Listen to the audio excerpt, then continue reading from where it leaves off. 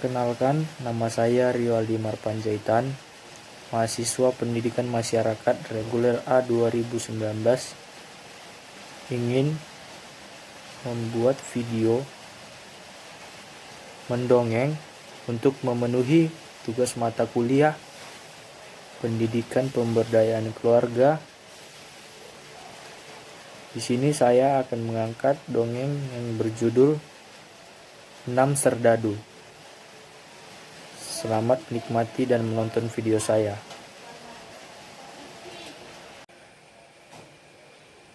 Pada suatu masa, ada seorang pria yang hebat.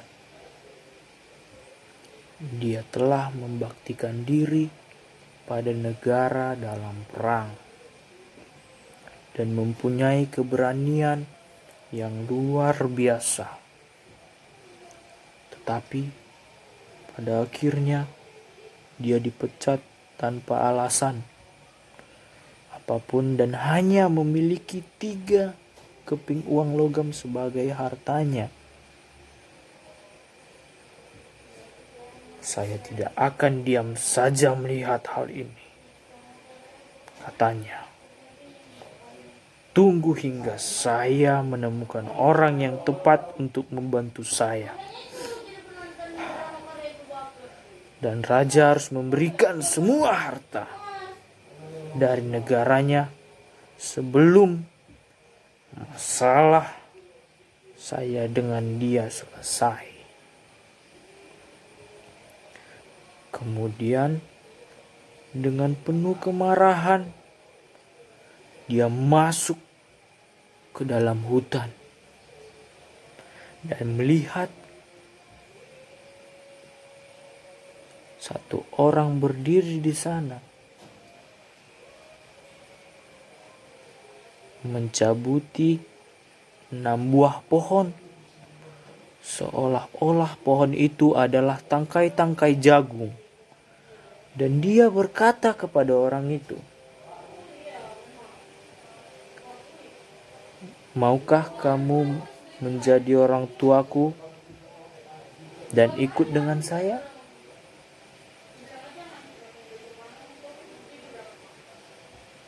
"Baiklah," jawab orang itu. "Saya harus membawa pulang sedikit kayu-kayu ini terlebih ke rumah ayah saya dan ibuku, dan mengambil satu persatu pohon tersebut dan menggabungkannya dengan 5 pohon yang lain dan memanggulnya di pundak. Dia lalu berangkat pergi. Segera setelah dia datang kembali, dia lalu ikut bersama dengan pimpinannya yang berkata, 'Berdua kita bisa menghadapi seluruh dunia.' Dan tidak lama mereka berjalan. Mereka bertemu dengan satu orang pemburu yang berlutut pada satu kaki, dengan hati-hati membidikkan senapannya. 'Pemburu,' kata si pemimpin, 'apa yang kamu bidik?' 2 mil dari sini,' jawabnya, 'ada seekor lalat yang hinggap pada pohon oak. Saya bermaksud untuk menembak mata kiri dari lalat tersebut.' 'Oh, ikutlah dengan saya,' kata si pemimpin. 'Bertiga kita bisa menghadapi seluruh dunia.'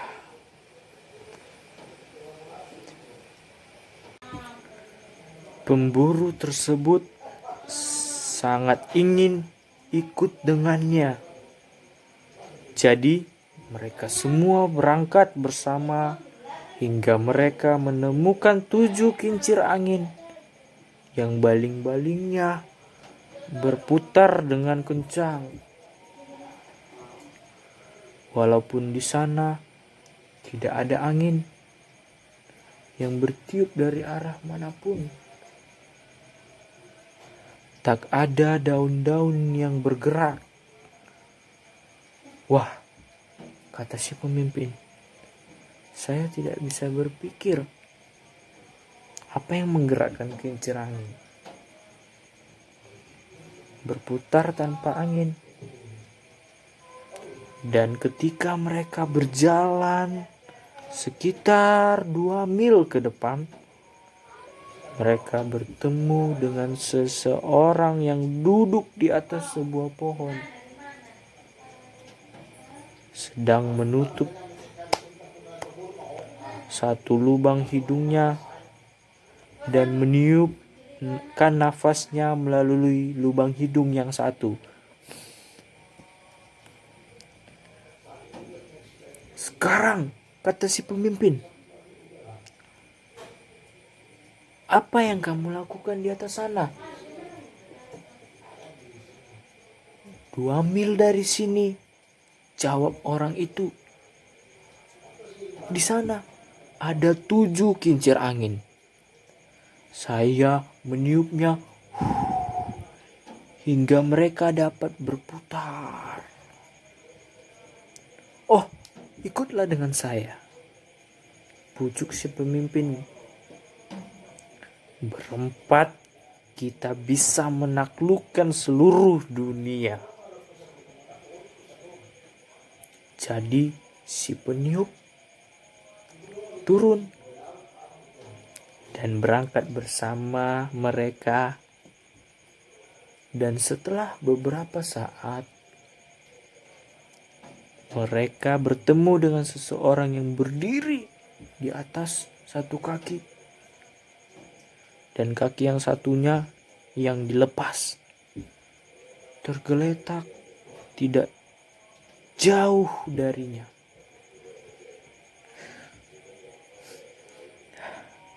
Kamu terlihat mempunyai cara yang unik saat beristirahat, kata si pemimpin kepada orang itu. Saya adalah seorang pelari, jawabnya. Dan untuk menjaga agar saya tidak bergerak terlalu cepat, saya telah melepas sebuah kaki saya. Jika saya menggunakan kedua kaki saya akan jauh lebih cepat daripada burung yang terbang. Oh, ikutlah dengan saya, kata si pemimpin. Berlima kita bisa menghadapi seluruh dunia. Jadi mereka akhirnya berangkat bersama. Dan tidak lama setelahnya, mereka bertemu dengan seseorang yang memakai satu topi kecil. Dan dia memakainya hanya tepat di atas satu telinganya saja. Bersikaplah yang benar. Bersikaplah yang benar, kata si pemimpin. Dengan topi seperti itu, kamu terlihat seperti orang bodoh. Saya tidak berani memakai topi ini dengan lurus, jawabnya lagi. Jika saya memakainya dengan lurus, akan terjadi badai salju dan semua burung akan terbang, akan membeku dan jatuh mati dari langit ke tanah. Oh, ikutlah dengan saya, kata pemimpin. Berenam kita bisa menaklukkan seluruh dunia. Jadi orang yang keenam ikut berangkat bersama hingga mereka mencapai kota di mana raja yang menyebabkan penderitaannya akan memulai pertandingan di mana siapapun yang akan menjadi pemenang akan dinikahkan dengan putrinya. Tetapi siapapun yang kalah akan dibunuh sebagai hukumannya. Lalu si pemimpin maju ke depan dan berkata bahwa satu orang dari orangnya akan mewakili dirinya dalam pertandingan tersebut. Kalau begitu, kata raja, hidupnya harus dipertaruhkan. Dan jika dia gagal, dia dan kamu harus dihukum mati.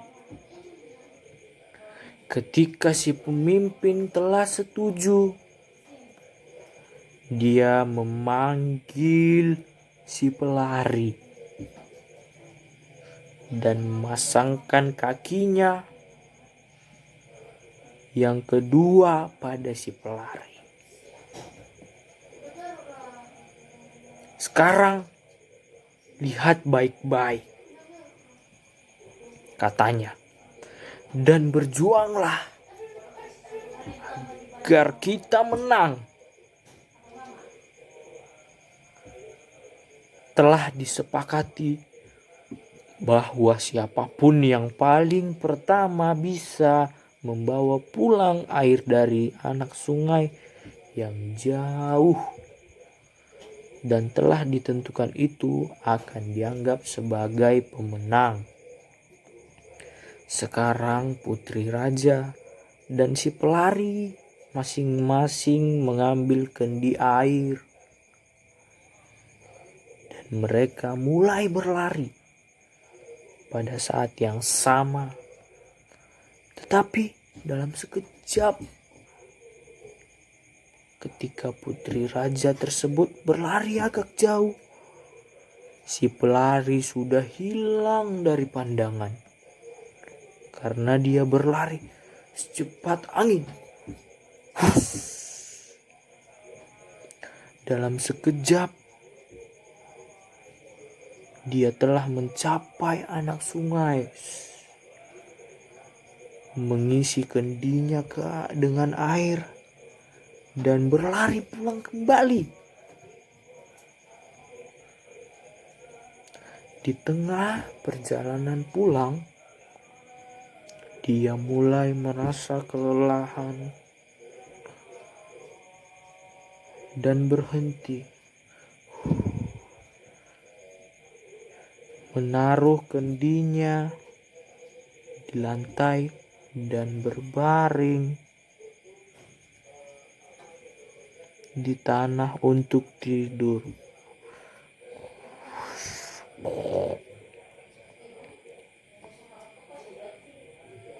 Agar dapat terbangun secepatnya dan tidak tertidur pulas, dia mengambil sebuah tulang tengkorak kuda yang tergeletak di dekatnya dan menggunakannya sebagai bantal. Sementara itu, putri raja yang sebenarnya juga pelari yang baik dan cukup baik untuk mengalahkan orang biasa, telah mencapai anak sungai juga. Mengisi kendinya dengan air dan mempercepat larinya pulang kembali. Saat itu dia melihat si pelari yang telah tertidur di tengah jalan. Hari ini adalah milik saya, dia berkata dengan gembira, dan dia mengosongkan dan membuang air dari kendi si pelari dan pulang. Sekarang hampir semuanya telah hilang. Tapi si pemburu yang juga berdiri di atas dinding kastil dengan matanya yang tajam dapat melihat semua yang terjadi. Kita tidak boleh kalah dari putri raja, katanya. Dan dia mengisi senapannya, mulai membidik dengan teliti dan menembak tengkorak kuda yang dijadikan bantal di bawah kepala si pelari, tanpa melukai si pelari. Si pelari terbangun dan meloncat berdiri dan melihat banyak kendinya telah kosong. Dan putri raja sudah jauh berlari pulang ke tempat pertandingan dimulai. Tanpa kehilangan keberaniannya, dia berlari ke anak sungai, mengisi kembali kendinya dengan air. Dan untuk itu, dia berhasil lari pulang kembali 10 menit sebelum putri raja tiba. Lihat, katanya.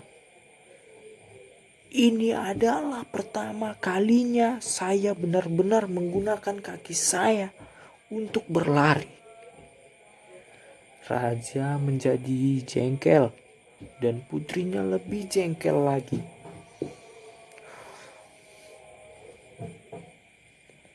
Karena dia telah dikalahkan oleh serdadu biasa yang telah dipecat. Dan mereka berdua sepakat untuk menyingkirkan serdadu bersama pengikutnya. Saya punya rencana, jawab sang raja. Jangan takut, tetapi kita harus mendiamkan mereka selama-lamanya. Kemudian mereka menemui serdadu dan pengikutnya, mengundang mereka untuk makan malam dan minum. Dan sang raja memimpin mereka menuju sebuah ruangan yang lantainya terbuat dari besi. Pintunya juga terbuat dari besi. Dan di jendelanya terdapat rangka-rangka besi. Dalam ruangan itu ada sebuah meja yang penuh dengan makanan. Sekarang masuklah ke dalam dan buatlah dirimu senyaman mungkin, kata sang raja. Ketika serdadu dan pengikutnya semua masuk, dia mengunci pintu tersebut dari luar. Dia kemudian memanggil tukang masak dan menyuruhnya untuk membuat api yang sangat besar di bawah ruangan tersebut hingga lantai besi menjadi sangat panas. Dan tukang memasak tersebut melakukan apa yang diperintahkan oleh raja. Dan keenam orang di dalamnya mulai merasakan ruangan menjadi panas. Dan menyuruh untuk membuka kembali pintu ruangan tersebut. Dan masuk ke dalam untuk melihat keadaan mereka.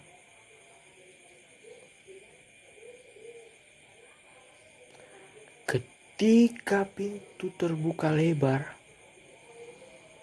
mereka berenam ternyata selamat dan terlihat mereka telah siap untuk keluar menghangatkan diri karena ruangan tersebut terlalu dingin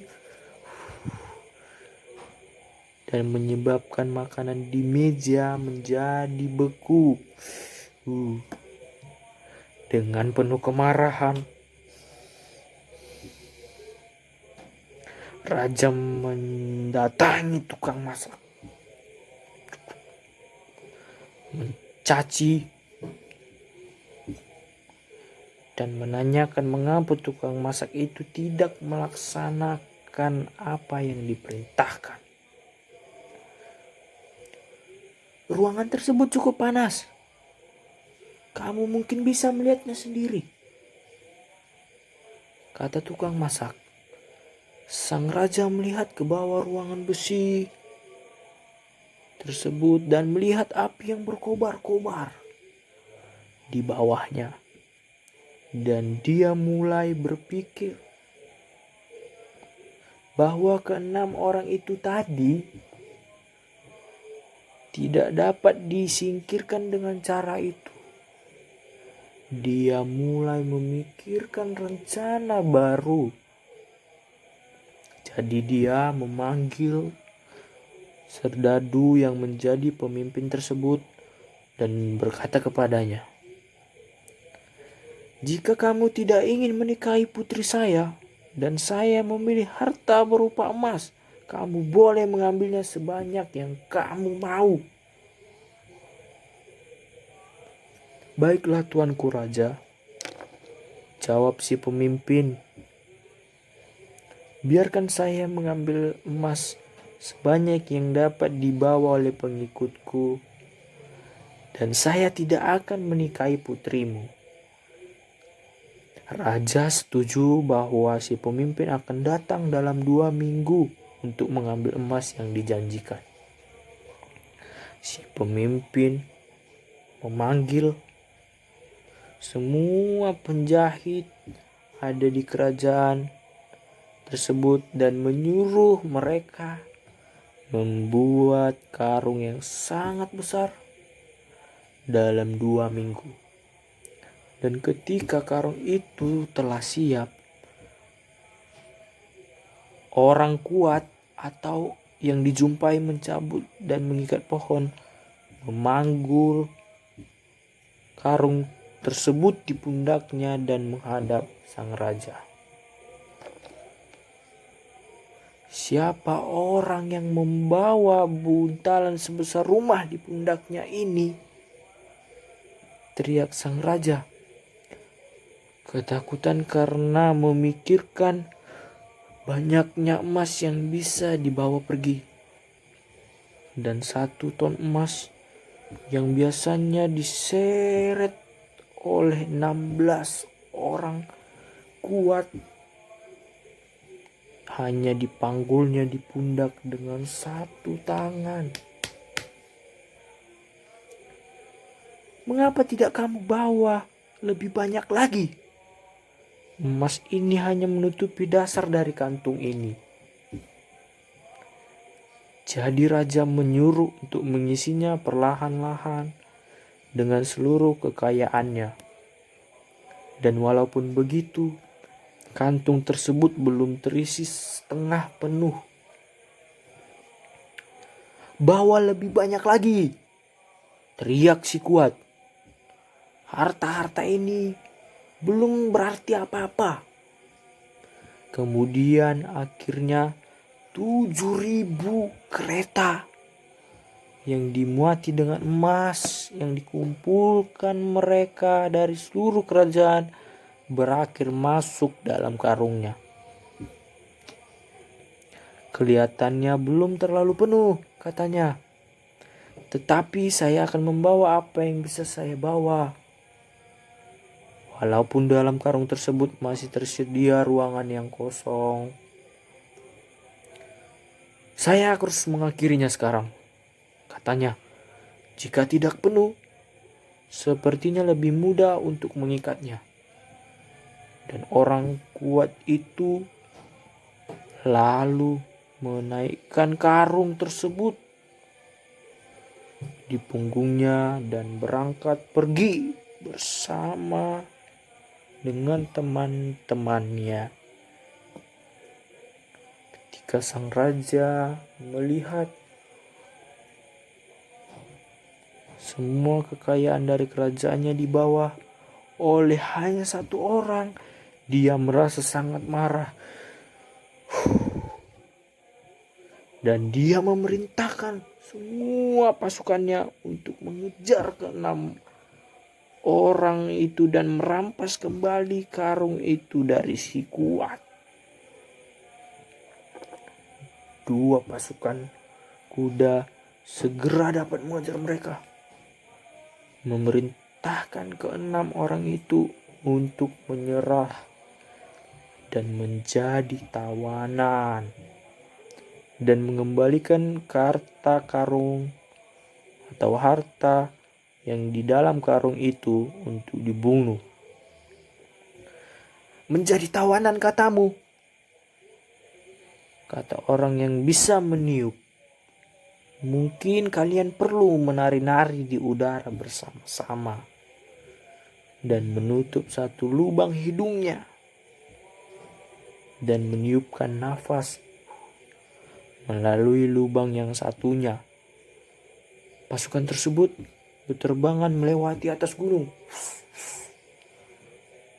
Tetapi komandan yang memiliki 9 luka dan merupakan orang yang pemberani memohon agar mereka tidak dipermalukan. Si peniup kemudian menurunkannya perlahan-lahan dan memerintahkan agar mereka melaporkan ke sang raja bahwa pasukan apapun yang dikirimkan untuk mengejar mereka akan mengalami nasib yang sama dengan pasukan ini. Dan ketika sang raja mendapat pesan tersebut,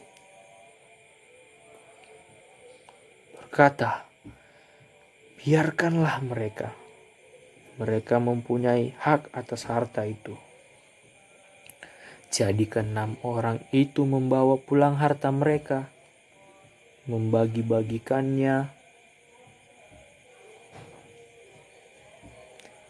dan hidup senang sampai akhir hayat mereka. Nah, jadi pembelajaran yang dapat kita teladani dari dongeng 6 serdadu ini sangat simpel, yaitu adalah janganlah merebut hak yang dimiliki orang lain. Bersyukurlah apa yang kamu miliki. Tidak perlu memandang orang lain, tidak perlu melihat orang lain. Lihat apa yang kamu punya, bersyukur dan berusaha untuk mendapatkan yang lebih, mendapatkan yang lebih baik lagi. Nah, sekian hasil dongeng saya. Saya mengucapkan terima kasih untuk kesempatannya mendongeng. Dan di sini saya mohon maaf apabila di mendongeng tadi terdapat kesalahan maupun ada yang kurang, dan mungkin aku berbuat banyak kata-kata. Semoga video saya ini dapat sia-sia